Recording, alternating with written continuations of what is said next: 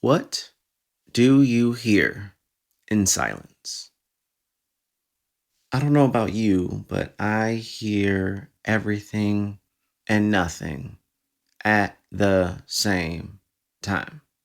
Silence at times makes me incredibly uncomfortable, and other times it is a powerful tool to utilize in various situations. One way I've been using it recently very well is with confrontation, conflict, and standing my ground. I was navigating a situation recently where there was a lot of back and forth on direction, clarity, execution, and doubting various rationales behind how we came to this deduction and why we should move forward. Now, if I backtrack a little bit, imagine young Troy navigating bullying, and I've dealt with my fair share of bullies. And along the way, I've always been timid or intimidated or both with navigating conflict, where I would over explain or not say anything at all, and not in a powerful way, in a fearful, submissive type of way. This has gone on for a long stretch of my early years. Now, fast forward now to this moment, in this instant, I've learned to embrace silence as a way to be a mirror, as a way to be a period, as a way to not say all the time, as a way to enunciate, enhance, improvise, empower, innovate, and scale the essence of my delivery, of my points, and my ideas. And it's been glorious. It has been great to learn how to do that. Now, back to the point. I find at times when I deal with conflict, a loud voice, questionable demeanor, egregious tone that doesn't merit it towards me, my ideas, my identity, my communication in whatever form, it triggers that little Troy of, oh my gosh, you are a bully, and I can sink or swim. It could trigger my fight or flight, freeze or fawn response. And so I've acknowledged that, and I can finally say to my young little self, we know how to stand up to bullies, and we can do it in a way that doesn't go against our values and comes across as calm, confident, convicted. Please be not misconstrued by my words. My silence says so much while not being too much, but the most appropriate amount of energy for this moment.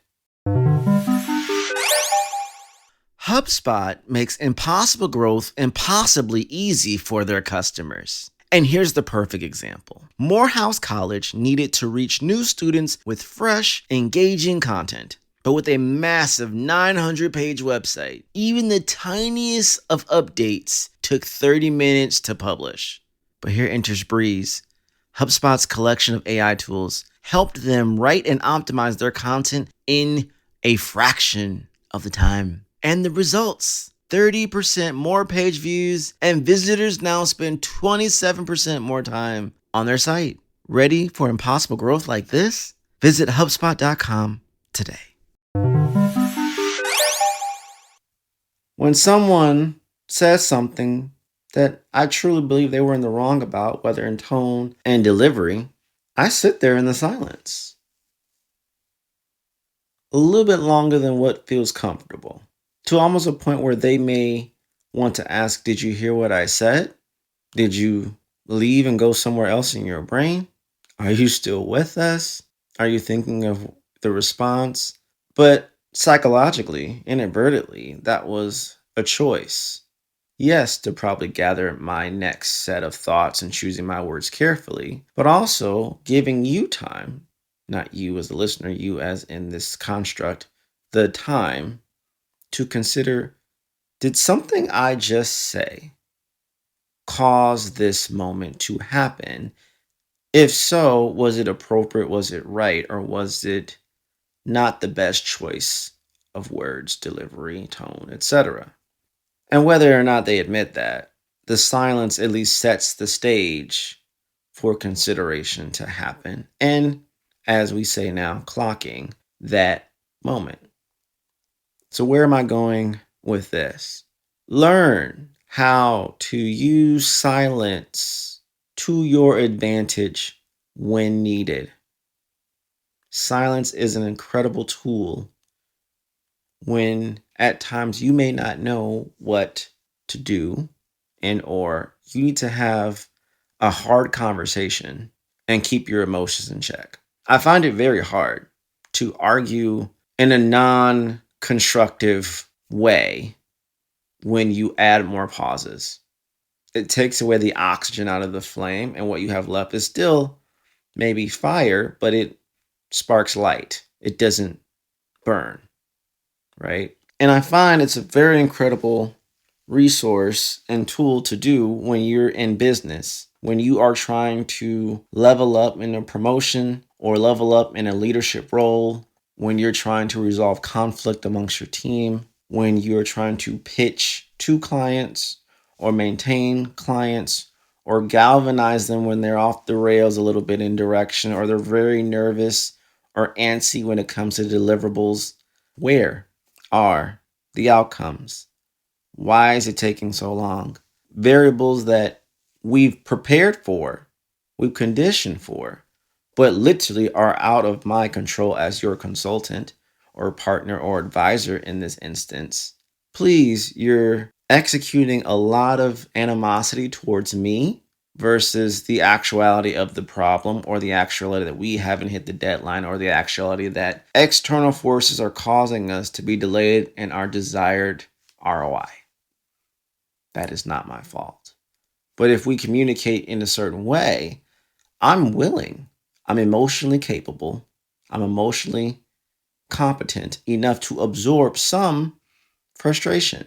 Not that I'm your therapist, but trust me, when you've been in this game a long time, you learn to be a pseudo therapist at times to your clients, to your leadership, to your team, and quite frankly, to yourself. And I do that in a way that's constructive, but not a garbage can, because I'm not a garbage can, nor do I want to be one. No one wants to be a garbage can. It's stink. And we ain't got time for that. But I digress. But acknowledging that, oh, no. We're going to put silence into this and utilize that. The sound of silence has a very distinct sound, in my opinion. Mind you, I'm neurospicy, so this may not be relevant to you if you're very strong neurotypical, but if you're not and you're on those levers and can see more of the things, you can hear and color commentary. You are my people. You understand where I'm coming from. You understand where I'm going. So buckle up. It's going to be a fun ride. Silence, in a weird way, opens the door to a lot of versions of me. Not in a multiverse Marvel type of way, but versions of me that if I recall back during my life time so far on this earth, I can almost go jump into various memories, various moments of various types of silence. And for me, silence has various degrees of weight, thickness. It's almost like different gravity intervals where some you can stand up straight and some you are all the way on the ground, barely breathing and hoping there's a relief valve coming because you can't take it. It's that thick. And not to get too dramatic, not to get too emotional, and trigger warning for those who are going through, who are enduring certain things, loss of a loved one, health scares, various things that maybe you have been in silence about talking to your loved ones about or acknowledging even to yourself within the silence. We make space for you. We prepare positive reinforcement for you. And you should, when you are comfortable and it feels like the right time, share your story and ask for help in a trusted space. Silence sits with me in various parts of my life. When my birth mother passed, there was this sense of silence when I was such a young kid at only 7 years old that I distinctively remember. I remember there was a span of silence once they announced she had officially passed amongst family. I remember there was this distinct silence at home when I acknowledged she was no longer there. There was a distinct silence after we put her in the ground. And I was standing there, and some people choose not to, but we were watching the coffin descend.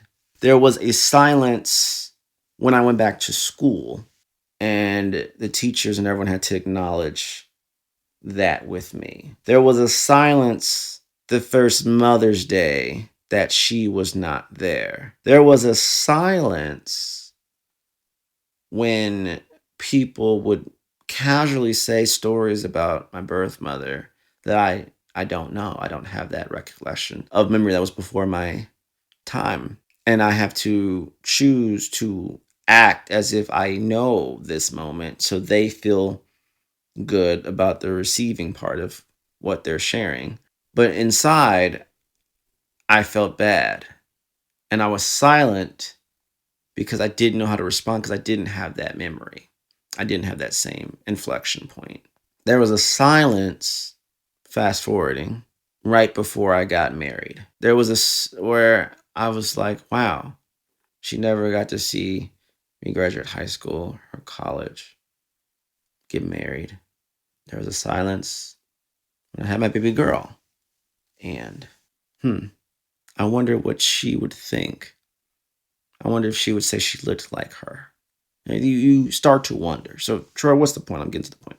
Now, that was just a very vulnerable moment that I am now very comfortable in sharing in depth about my life. Again, a small nugget of that is also in my tech talk that once it is shared and released, I'll be more than happy to unpack that more in depth with you all.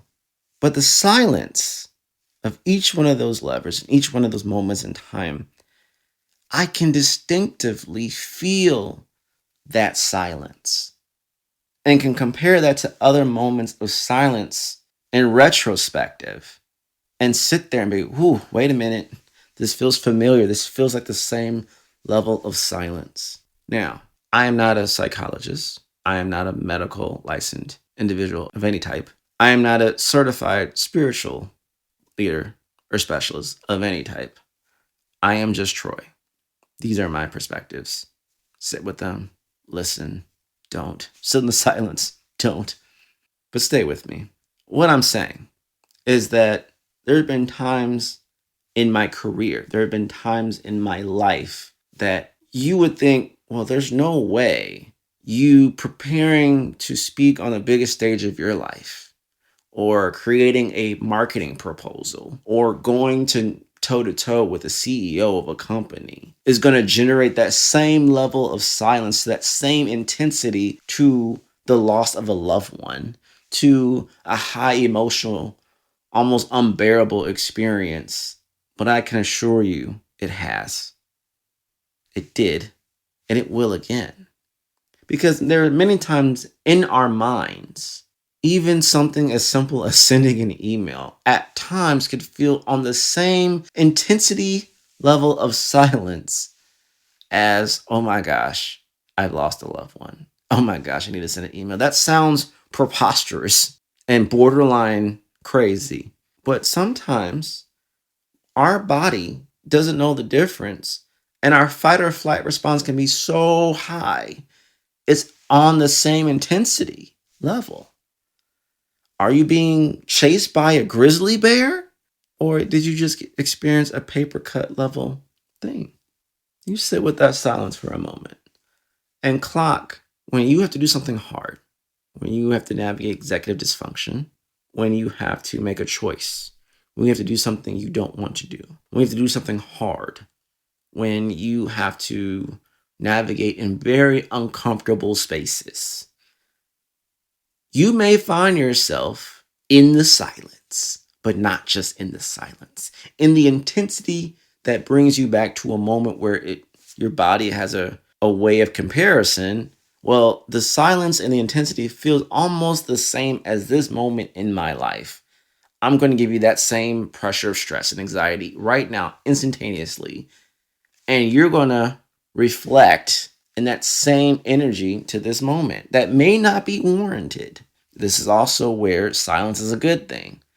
If I'm finding myself emotionally getting to a certain level as if this thing is that and is not that, take a breath, embrace the silence to bring yourself back to regulation before you speak, before you act, before you do.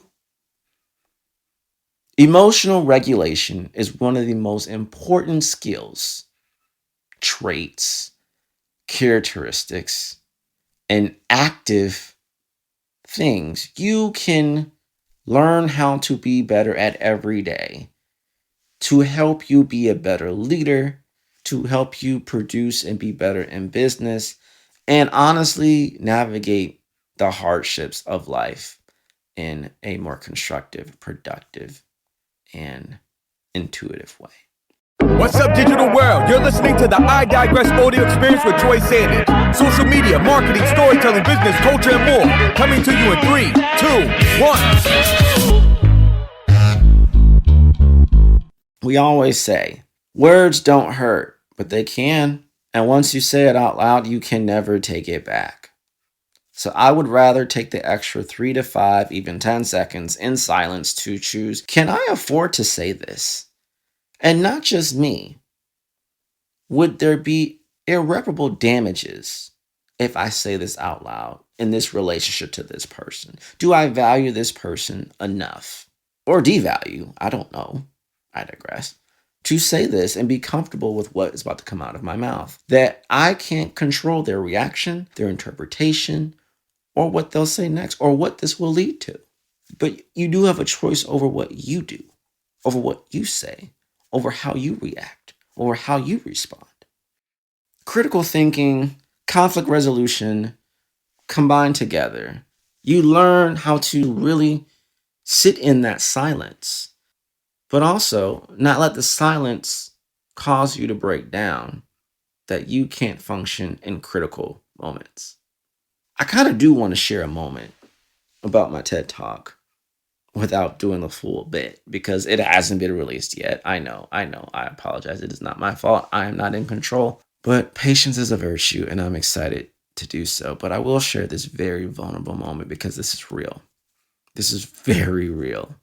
I took on the assignment of this TED Talk to what I feel like more of a last minute thing. Now, granted, last minute as if like next week, no. Last minute isn't, I would have liked more prep time to really refine it, yes. But on top of that, I literally was coming from an event, planning to have a baby, had the baby, navigating post-baby things, to then build this thing out, refine my talk with my TED Talk coach, who was phenomenal this whole time. I appreciate you to everything in this and then some.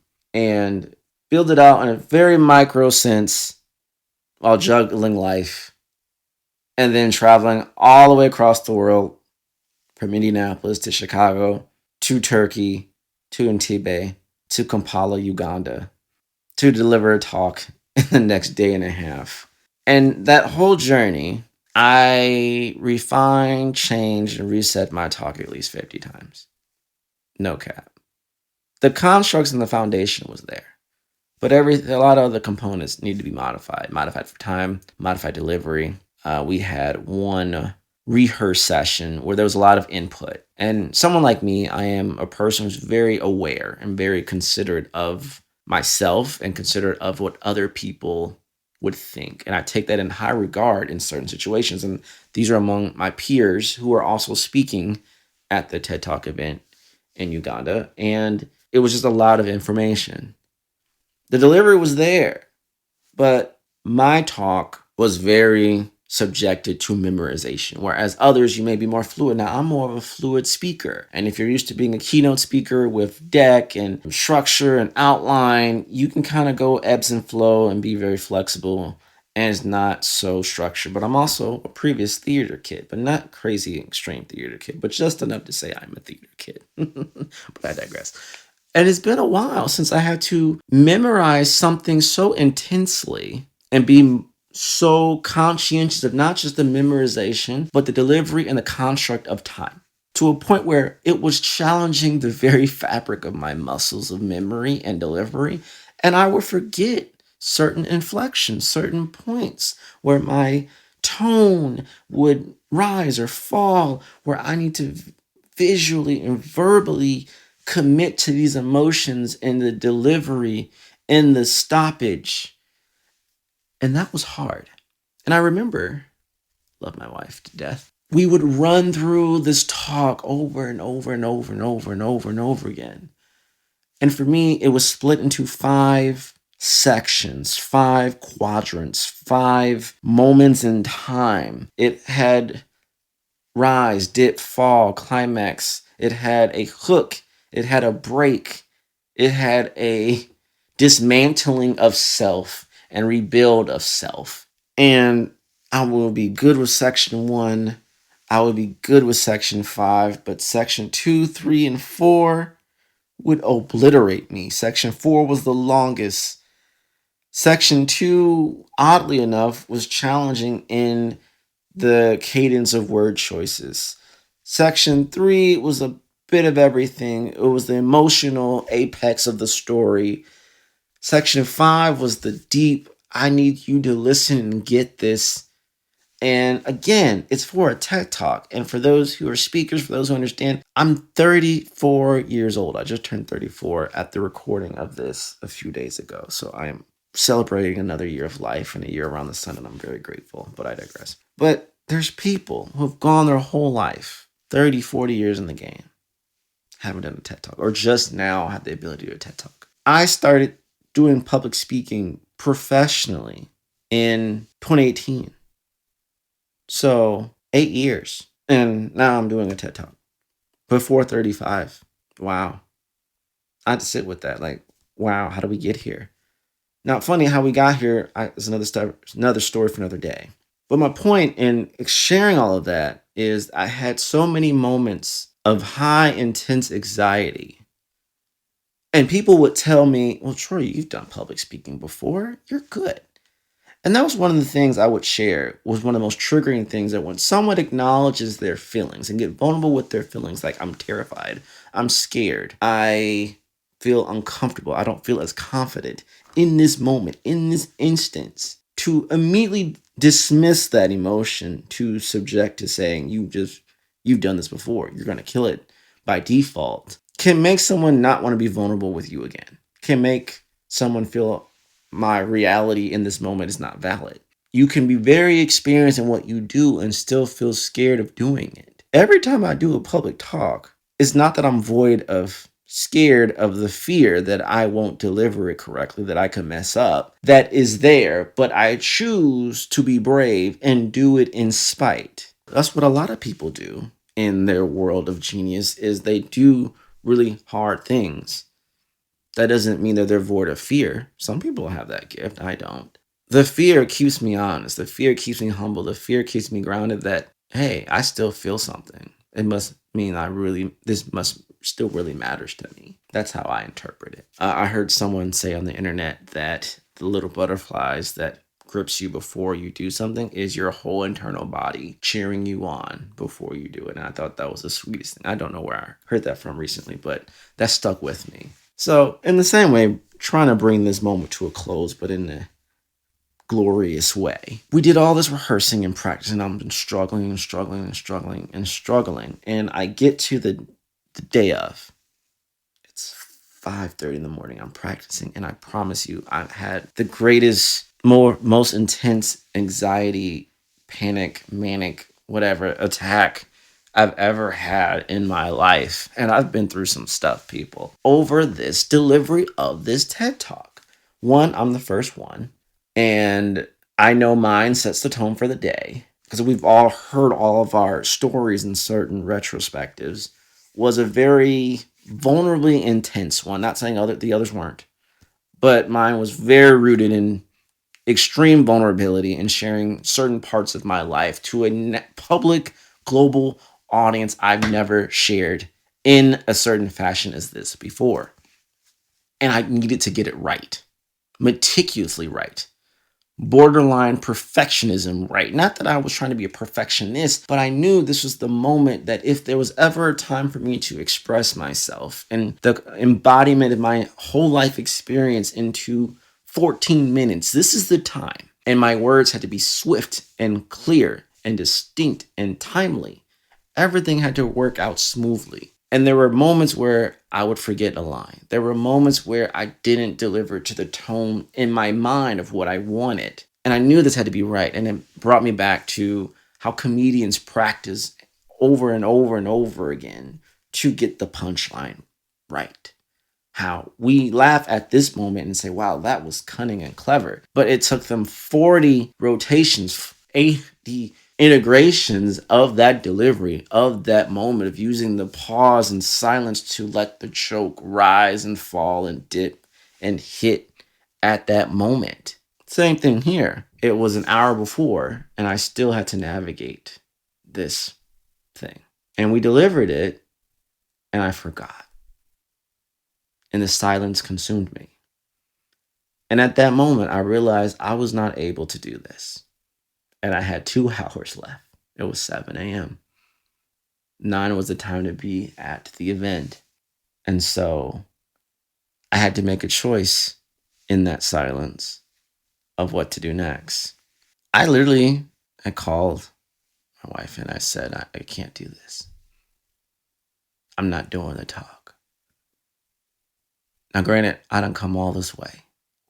And you mean to tell me, after everything you've been through, you can't do this?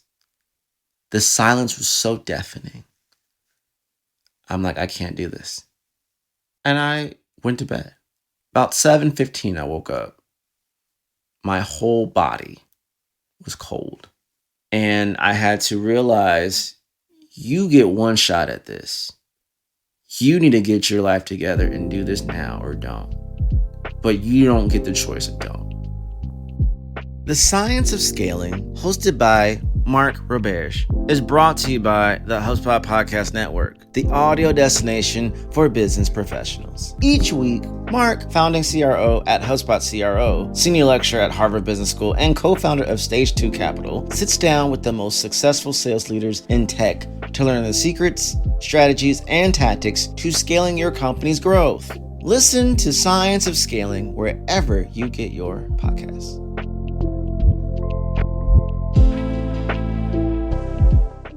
So I made a choice, and I learned an abridged version of my talk, one I never practiced before, cut a lot of bloat out, added a few lines, rehearsed it in a different way. So I learned a whole entirely new TED Talk in an hour, and I rehearsed it in my mind out loud maybe 3 times. And I sat in that silence, and I still felt the same way. And I remember getting ready to do the talk. There was a moment of confusion when I got up on stage, and I took a deep breath. And I stood in that silence for a very long time. When I look back on the live stream recorded version, it was a long time. I'm not even gonna lie, to a point people were getting very uncomfortable. But I knew the moment I opened my mouth, it was game on. So I stood in that silence for a very long time to get a grip. There was a mic change, there was a mic issue as well, and it was a lot of pressure. And on top of that, the first 2 words were going to make or break me. And what's funny, after many times as I said those 2 words to start it off, I forgot it. And I sat in that silence as I regulated my whole being to be, we're going to do this. We're here now. You must move forward. If I didn't embrace that silence, I would not have delivered that talk. And it would not have been remotely at all good. I would have choked. I would have failed. And I would have succumbed to the pressure of it all. But I embraced the silence and sat with it. Who cares how other people thought was very uncomfortable? It was for my regulation. To do what I came all this way to do. Over 7,800 miles to do. And I did. And that is the point in all of this, is notating that at times, silence can create a certain emotional thrift to other components of silence. That if you're not careful, you're going to perceive this moment to the same intensity and therefore responds as another moment in silence that isn't the same, is not on the same scale. And on the flip side, Silence can be the very reason you regulate your system to do the hard thing. There's been many times I've been told no. I've been told I've been rejected, denied. And our first thought is to respond with something cunning. Or at least for me, I can't project on anyone else. Respond with something cunning or ask the question why and all these things. And I've learned over the years that at these various moments, it's okay to just take a breath and sit in silence for a second. Because nothing good can come from rushing a statement. Nothing good will come from rushing to an emotional state. So I've made it my mission now when something bad is told to me, when something is given to me and disrupts my emotional or could potentially disrupt my emotional state. I try as hard as possible to refrain from speaking, to refrain from even thinking, and sit in that silence. Even if it's just for a few seconds, that silence can feel like an eternity. And sometimes that's a good thing. Because again, you can't take your words back. But also, it's not just for my sanity and what I say. I also am aware of my own continence of how I want to be perceived. This person made a decision. This person made a decision to not go with me as a client, to not pick up my contract. Maybe they chose to lay me off. They don't want me to work for them anymore. Maybe they chose that I'm not the right person to speak at this event. Maybe they no longer feel our relationship is warranted in this friend dynamic anymore. Maybe I wasn't selected for this or that, this grant, this fund, this award, this pitch, whatever you want to insert. What I do next, even though it's bad news, even though it's not news I want to hear, even though this now changed the dynamic of my livelihood or my life, how I respond back is on me. Irregardless how that may have made me feel internally. Yeah, you can get angry and blow up in their face, and that may feel good in the moment, but it doesn't change your circumstance. So I choose to empathize, to give grace, to have stable continence in my delivery. I choose to know that in this moment, this may also define how I show up as a brand and as a persona. Because other people are watching. There's always other people watching. There's been many times that I've been burned and someone watched me get burned. They also watched how I navigated being burned. And because of that, wow, would you want to work with me instead? Would you want to work with me on this opportunity or that, this or that? Not because this person declared that maybe I'm not the right fit, and that's their own choice. They can make that decision. But my response to that said more volumes as well. And when we look at our lives and conflict and various things from that lever, oh my goodness, right? There's a cat and mouse game here. It's not just in the decisions and the choice and the words of today in this moment. It's in the responses, the body language, and what you do after you absorb that and what you express outside of that. And that brings me back full circle to embracing silence and the duality of silence for the construct of this episode. I would love to know what your thoughts are. And does silence make you feel uncomfortable? For most people, it does. And it's a work in progress to get comfortable in the silence. And how silence can mean a lot of things, can say a lot of things. And most times, silence, a lot of people don't like. I mean, to a point where are you a person that sleeps in silence? Or are you a person who needs white noise? The TV on, radio, playlists, something, audiobook, whatever. I also find, and this is not me being grim, that sometimes because our world is so incredibly fast paced and very noisy, we forget how to just sit in that silence. And silence can feel like death. It can feel like that. I find at times, because of things I've endured in my life, sometimes silence will bring me back to a certain point of life struggle where at times when I thought, is this my time? Would this happen? Oh my gosh. That silence on that level makes me almost simultaneously scared out of my mind, but simultaneously appreciative of life. to a point where if I get out of this situation, I'm going to willingly choose to be more intentional with my time, my energy, and celebration of my life. To a point where these small things shouldn't cause me to feel some type of way because it's not that deep. It's not that serious. I'm still breathing. I'm still happy. I have a good family. I have a good life. And when bad things happen to you, that's not the end. It's just an opportunity for better things to happen to you after. And ironically enough, for better things to happen to you, there has to be a decay, a decline, a dying, a death of old things for new things to come on top of that. And when we think of that in perpetuity, oh my goodness, what an opportunity of an adjustment of things. And this is something no one likes to struggle. No one likes rejection. No one likes conflict. No one likes to struggle or to do hard things or overcome their mental anxiety or insecurity to perform.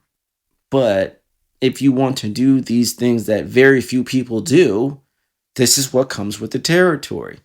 People are afraid of spiders. People are afraid of jumping out of planes to the same level of public speaking. Okay? To get on stage and talk to thousands and thousands and thousands of people is a terrifying thing. It may seem glamorous and cool to say it, but when you actually have to do it, it can be terrifying. But yet, I chose to do the hard thing. I remember writing my book, Strategize Up, that there was a lot of people who, when I talk about me writing a book, would say, why would you do that? They couldn't envision me writing a book. They associate writing a book with like higher level, very successful people that I was not on the same scale of at all. So they were like, why would you do that? And again, I had to sit in that silence, right? That rejection, that surprise, shock, that subtle passive aggressive, you can't do it. But I did. And it was a very hard thing to do. Now that I've done it, oh my gosh, I feel like I could write books much more easily. It's true. Once you do your first one, it's much easier moving forward. You get it now. And so if you were ever considering being a writer and writing a book, this is your moment to do it. You know who you are. Go ahead and do it. But I remember sharing that and navigating that journey. And there was various moments of silence, various moments of introspection of, am I qualified to write this book? Would anyone read it? Now, granted, I wasn't trying to make this book a bestseller. I wasn't trying to sell tens of thousands and thousands of copies to hit a certain threshold of profitability. That was never the goal of the book. The goal of writing my first book was to say that I could do it, to be a brand card, to embody forever the legacy of all these thoughts that I've had, these frameworks, these infrastructures, these things I've coined and said. And I want to make it mine, my own IP. And I want to share it with the world for people who maybe don't know how to market and strategize their business. I did it. I wrote a book. Here, help yourself. Maybe you can't afford my consulting fees. Maybe you don't want to work with me, but you can read my book. $20, less than $20. Read it. Which you can now, strategiesofthebook.com. But again, all these moments of growth and development have come from navigating various moments of silence. Before you have the idea to the actualization to the execution, there's these moments of silence, these threads of silence where, are you sure you want to do this? Can you handle it? Or external voices and vices, conflict, resistance. You choose what's next. So, silence. Are you going to learn how to embrace it for your next endeavor? Embrace it when navigating conflict. Embrace it when you need a second before you speak. The running joke was that, Will Smith, he talks so slow that if it makes people feel very uncomfortable, he has a very distinctive way of talking. And recently I saw a video of him mimicking that and addressing that, where I'm being very meticulous in my delivery of my words, because sometimes my brain and my mouth can be at various points, and I want to make sure that you understand me clearly. Pauses and silence are not always signs that someone doesn't know what they're saying or what they want to do. Many times it's the opposite. It shows strength and intentionalism in their delivery and their countenance and in what they say. People psychologically trust people more who speak slower, but with intention, instead of speaking fast. Speaking fast conveys nervousness, or you're over explaining, you're not in control.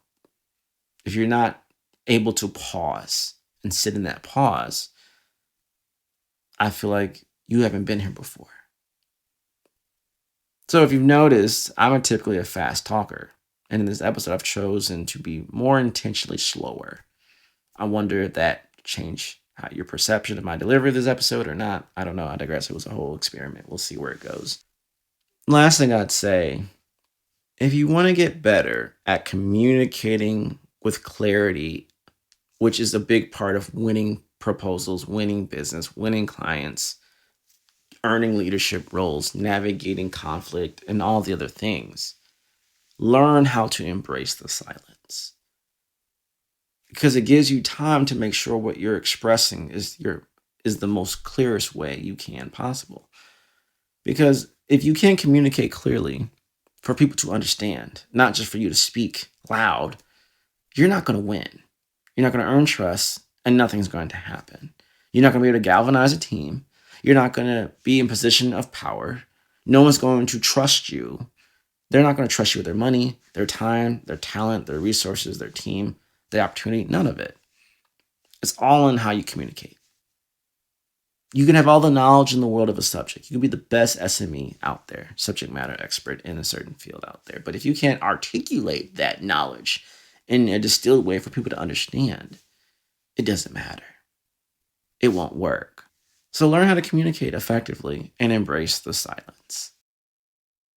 Thanks for listening, and I'll see you next time. And that's a wrap. We hope you enjoyed this episode of I Digress. What was your takeaway? Care to share your thoughts and tag Troy on social media? You can find him on all platforms at Find Troy. Don't forget to like, subscribe, and leave a review or comment for this episode from wherever you're listening. Looking for a marketing strategist to build the structure, strategies, and systems you need to get the success you want and the ROI you desire in your business? Book a discovery call to talk with Troy at findtroy.com. And as Troy's philosophy goes, imagination is the engine, content is the fuel, social media is the highway, marketing is the roadmap, sales is the destination, culture is the GPS. Thanks for listening.